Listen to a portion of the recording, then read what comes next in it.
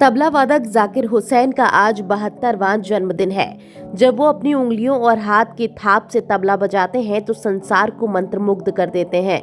उनके तबले के सुर को सुन लोग मदहोश हो जाते हैं और कहते हैं, वाह उस्ताद। जाकिर ने देश ही नहीं बल्कि दुनिया भर में अपनी कला का परचम लहराया है। जीवन में इतनी प्रसिद्धि पाने के बाद भी उस्ताद को सादगी से रहना पसंद है और वो अक्सर जमीन से जुड़े रहते हैं। उन्होंने अपने जीवन में कई संघर्षों के बाद ये मुकाम पाया। आज उनके जन्मदिन के मौके पर चलिए जानते हैं उनसे जुड़ी कुछ खास बातें। जाकिर हुसैन का जन्म 9 मार्च 1991 को मुंबई में हुआ था। वो तबला वादक उस्ताद अल्लाह रखा के बेटे हैं। जाकिर को तबला बजाने का ये हुनर अपने पिता से विरासत में मिला है। उन्होंने बचपन से ही पूरी लगन के साथ वाद्य बजाना सीखा। महज 3 साल की उम्र में ही उन्होंने पखावज बजाना सीख लिया था। ये कला उनके पिता ने उन्हें सिखाई थी। उन्होंने महज 11 साल की उम्र में ही अमेरिका में अपना पहला कॉन्सर्ट किया था। इसके बाद साल 1973 में अपना पहला album living in the material world launch किया। जाकिर ने बहुत ही कम उम्र में तबले पर अपनी पकड़ मजबूत कर ली थी। इसके बाद उन्होंने 11-12 साल की उम्र में तबला वादन का सफर शुरू किया। वो अपने संगीत समारोहों के लिए एक स्थान से दूसरे स्थान की यात्रा करते थे। उन्होंने अपने तबले को सरस्वती मानकर उसकी रक्षा और पूजा में कोई कसर नहीं छोड़ी। जाकिर के अनुसार जब वो यात्रा करते थे तो उनके पास इतने पैसे नहीं होते थे कि वो आरक्षित कोच में यात्रा कर सके। इस वजह से वो ट्रेन के भीड़ भरे कोच में चढ़ जाते थे।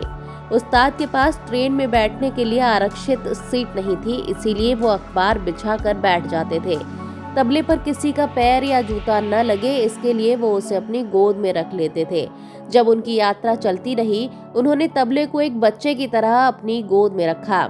संगीत यात्रा के दौरान पैसों की कमी के कारण वो अपने परिवार से भी नहीं मिल पाए थे। लगातार संघर्षों के बाद जब उनकी आर्थिक स्थिति में सुधार हुआ तो उन्होंने अपने संगीत दौरे से समय निकालकर अपने परिवार से मिलना शुरू किया।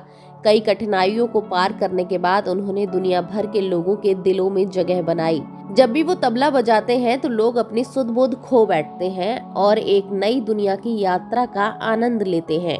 उस्ताद ने भारतीय शास्त्रीय संगीत के विकास में बहुत बड़ा योगदान दिया है। उन्हें 1988 में पद्मश्री और 2002 में पद्म भूषण से सम्मानित किया गया। इसके बाद 2009 में उन्हें संगीत के सबसे प्रतिष्ठित पुरस्कार ग्रैमी अवार्ड से भी सम्मानित किया गया। उस्ताद जाकिर हुसैन एक भारतीय तबला विशेषज्ञ, संगीतकार, ताल वादक और संगीत निर्माता हैं।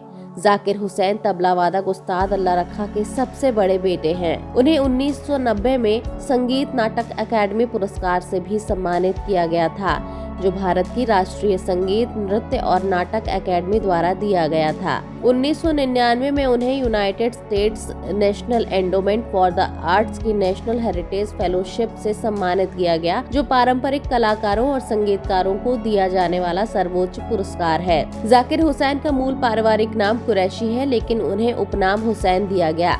उन्होंने अपना पहला संगीत कार्यक्रम 7 साल की उम्र में किया।